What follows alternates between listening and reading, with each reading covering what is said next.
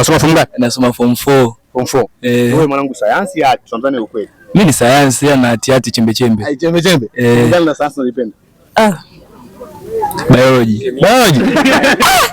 Umesoma kwa form 4? Hebu tupe mechanism moja ya digestion system ambayo waga inatokea pindi chakula mpaka kinaingia kinafanywa mpaka kinakwenda kutoa end product, tuambie.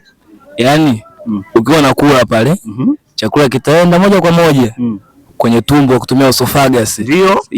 Alafu kienda kwenye esophagus pale inakutana na vitu vinaitwa hydrochloric acid na ambazo hiyo hydrochloric acid inakutana na enzymes zingine pepsin na renin. Kama unasema huko.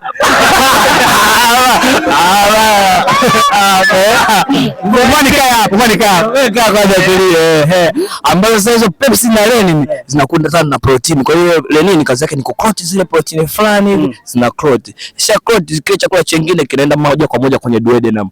Kile kwenye duodenum pale kunakutana na baadhi ya enzyme, mambo ya gastric, mambo ya pancreatic juice. Baada ya hapo chakula kishafanywa enzymification kinaingia moja kwa moja kwenye small intestine. Sawa, ambacho hapo sasa kinaanza kuchukua mambo absorption ina take place na assimilation. Kinaenda kwenye rectum, of the rectum for temporary storage, baadaye kitaenda chooni moja kwa moja. Acha. Sio noma sana.